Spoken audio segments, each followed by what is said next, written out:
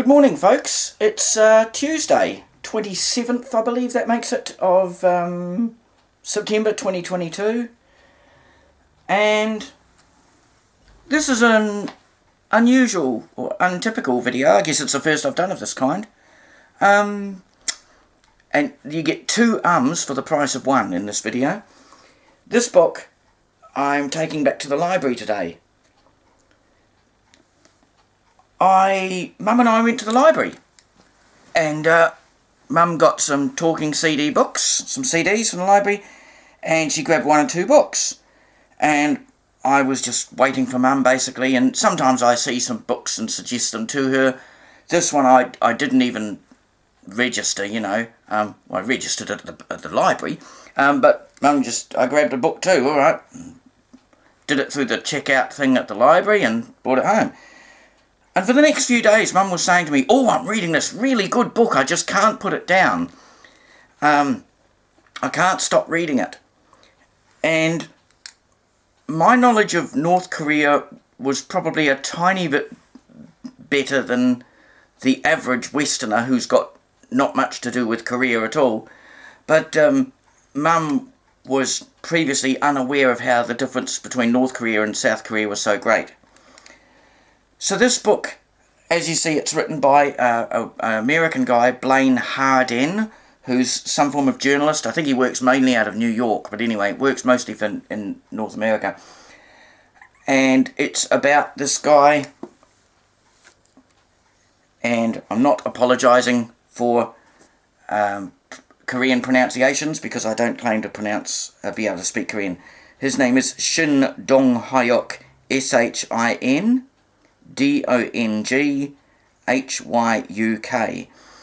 And before it goes back to the library, I'll just read a tiny little bit about it. It's Escape from Camp 14, and he's the only known person to escape. The book was written in 2012. The only person known to have escaped from what's called a no-exit camp. Prisoners never leave. They're born into the camp from political prisoner parents, and they stay there till they die. And they normally die at a fairly young age. They have entire factories and farms inside these camps, and so they get used as slave labour for that time. One man's remarkable odyssey. The library sticker covers up something. North Korea to freedom in the West. And 26 years ago, Shin Dong-hyuk was born inside Camp 14, one of 6 sprawling political prisons in the mountains of North Korea, located about 55 miles, American book, what's that, 90 kilometres, north of Pyongyang. The labour camp is a complete control district, a no-exit prison where the only sentence is life. Inmates work 12 to 15-hour days in the camp, mining coal, building dams, sewing military uniforms until they are executed, killed in work-related accidents, or die of illness, often triggered by hunger. No one born in Camp 14 or in any North Korean political prison camp has escaped. No one except Shin. A gripping memoir with a searing sense of place, Escape from Camp 14 will remove the veil of silence from a dark and secret nation, taking readers to a place that they have never before been. And it's a pretty unpleasant read in places, but I recommend to you, if you're able to get this book from a library, a local bookstore, a second-hand bookshop, do get it and read it. I'm not even sure if it's available nowadays. It could be on one of those Kindle e-readers. So, this is a larger print edition from Centre Point, from Thorndike in Maine. There you go, Maine. I guess if you're in America, but I'll reword that. If you're in the United States and you're only just across... Is that the one that's just across the border from... Is it Frederickstown in Canada? But yeah, just across Canada is very close if you're in Maine. And the book is dedicated to North Koreans who remain inside the camps. And just thinking about that is enough to just about make you tear up. However, there is a different opinion. There is no human rights issue in this country, as everyone leads the most dignified and happy life. And that quote comes from the North Korean Central News Agency, 6th of March 2009. There's a couple of maps in here. The maps are quite low quality. I don't know if it's just this printing of the book, if other editions have a better quality map. However, to be fair, a better quality map probably wouldn't help much,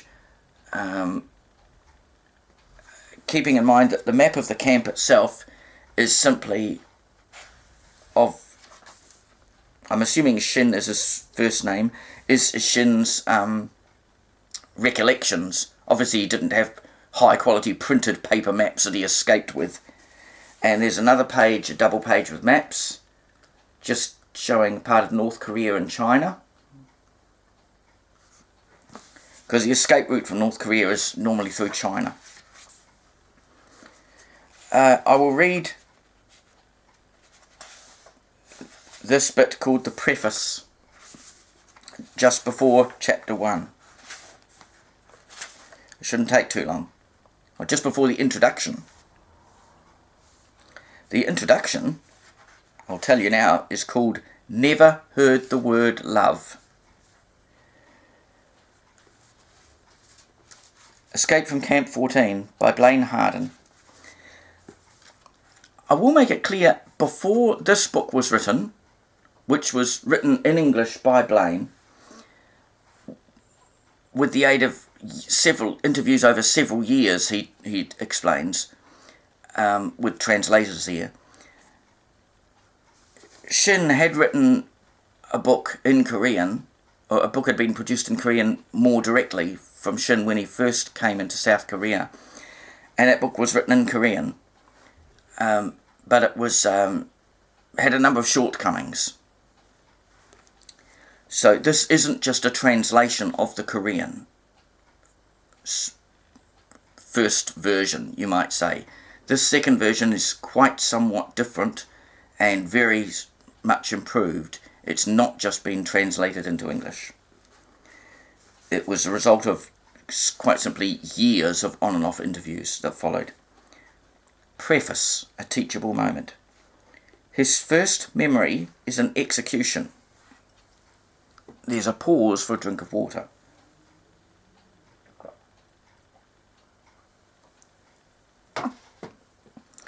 His first memory is an execution. He walked with his mother to the wheat field near the Taedong River, where guards had rounded up several thousand prisoners. Excited by the crowd, the boy crawled between adult legs to the front row, where he saw guards tying a man to a wooden pole. Shin Nguyen was 4 years old, too young to understand the speech that came before that killing. At dozens of executions in years to come, he would listen to a supervising guard telling the crowd that the prisoner about to die had been offered redemption through hard labour, but had rejected the generosity of the North Korean government. To prevent the prisoner from cursing the state that was about to take his life, guards stuffed pebbles into his mouth, then covered his head with a hood. At that first execution, Shin watched 3 guards take aim, each fired 3 times. The reports of their rifles terrified the boy, and he fell over backward. But he scrambled to his feet in time to see guards untie a slack, blood-spattered body, wrap it in a blanket, and heave it onto a cart. At Camp 14, a prison for the political enemies of North Korea, assemblies of more than 2 inmates were forbidden, except for executions.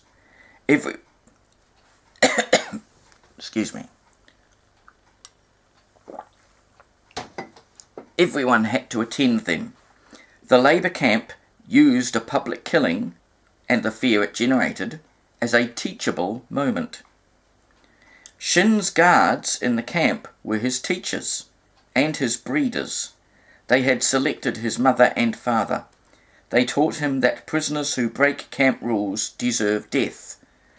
On a hillside near his school, a slogan was posted, capital letters, all according to the rules and regulations.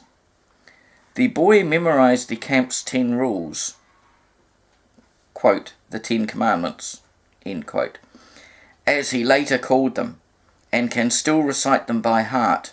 The first one stated, anyone caught escaping will be shot immediately.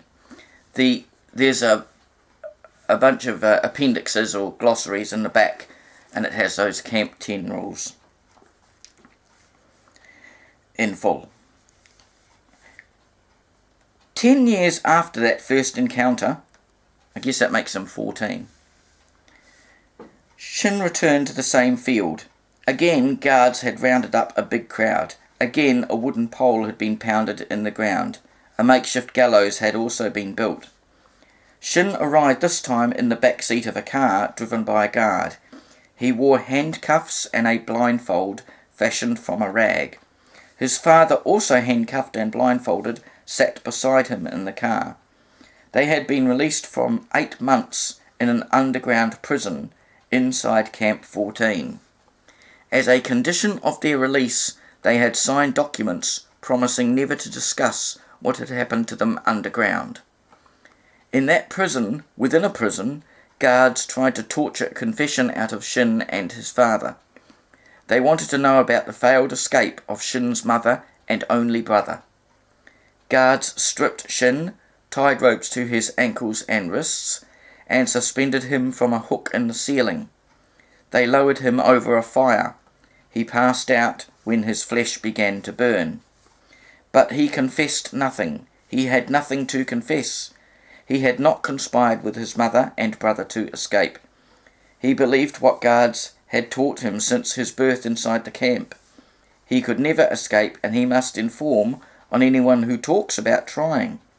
Not even in his dreams had Shin fantasized about life on the outside. Guards never taught him what every North Korean schoolboy learns. Americans are bastards, scheming to invade and humiliate the homeland. South Korea is the bitch of the American master, of its American master. North Korea is a great country whose brave and brilliant leaders are the envy of the world. Indeed, he knew nothing of the existence of South Korea, China, or the United States.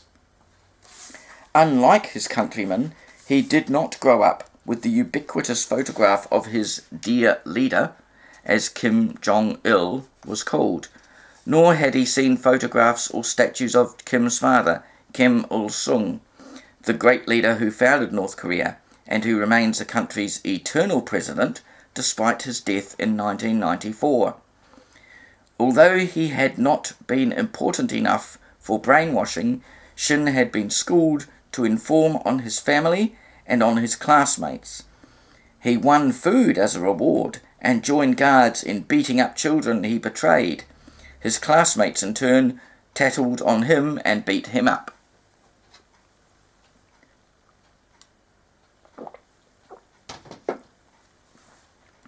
When a guard removed his blindfold, when he saw the crowd, the wooden pole and the gallows, Shin believed he was about to be executed. No pebbles, though, were forced into his mouth. His handcuffs were removed.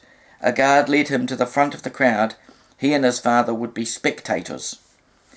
Guards dragged a middle-aged woman to the gallows and tied a young man to the wooden pole. They were Shin's mother and his older brother. A guard tightened a noose around his mother's neck. She tried to catch his eye. He looked away.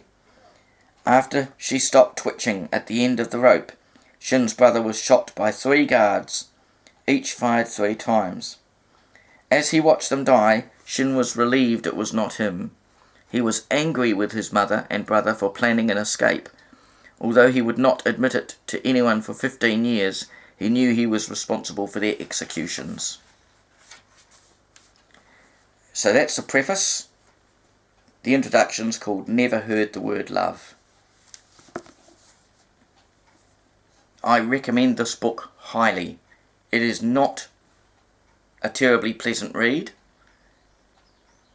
I wouldn't say it's gruesome and that a typical Westerner couldn't read it without extreme distress, but it's unpleasant.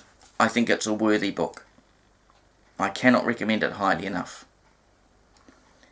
As I say, I don't know if it's available on Kindle or e-reader type systems.